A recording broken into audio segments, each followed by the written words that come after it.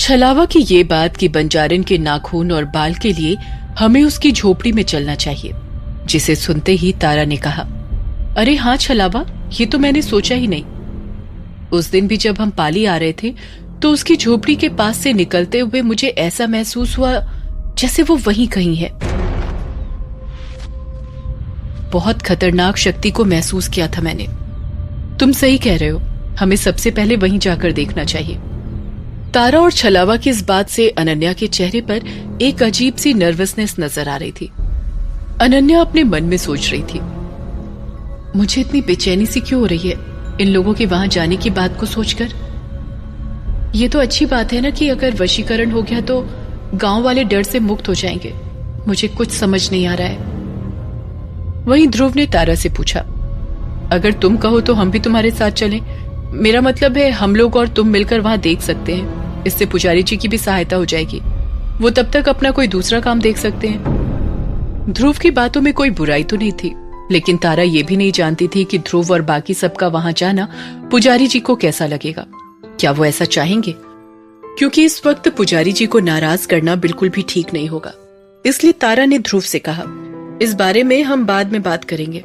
अभी तो फिलहाल मैं इन लेखों को पढ़ती हूँ और तुम लोग भी जुल्मी को थोड़ा सा रिलैक्स होने दो, ताकि उसे भी चीजों को समझने में आसानी हो।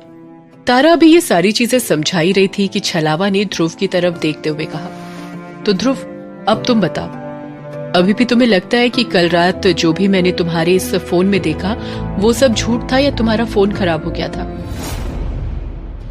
तारा और अनन्या को इस बारे में कुछ पता नहीं था, इसलिए उन दोनों ने हैरानी से सबको देखते हुए पूछा, कौन सी बात?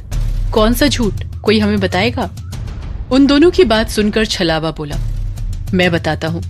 कल रात जब हम लोग ध्रुव के मोबाइल से वहां की चीजों पर नजर रख रहे थे, तब मैंने देखा कि एक औरत दिलीप काका के घर के बाहर रुकी थी, और जब हम वहां जाकर उसे देखने गए तब तक वो वहां से जा चुकी थी। और हमेशा की तरह ध्रुव को ये सब एक मनगढ़ंत कहानी ही लगी। और आज देखो, जुल्मी के घर के बाहर एक चिन्ह मिला है। दिलीप काका के घर के कुछ ही आगे तो जुल्मी का घर है। उन्हीं के घर के सामने से तो गुजरना होता है जुल्मी के घर के लिए। छलावा की इस बात पर अनन्या ने जल्दी से पूछा, तुमने उस औरत का चेहरा देखा था? अनन्या के इस सवाल पर छलावा अफसोस से बोला, नहीं, उसने घूंघट ले रखा था, मैं उसका चेहरा नहीं देख पाया। इन लोगों की बात पर जुल्मी चिढ़ता हुआ बोला, अरे यहाँ हमारी लाइफ पर बंजारन लटक रही है, आप लोगों को उसकी मुंह दिखाई करनी है। और छलावा भाई, तुम सच बोले थे, कल रात वो हमारे घर के लिए ही अपने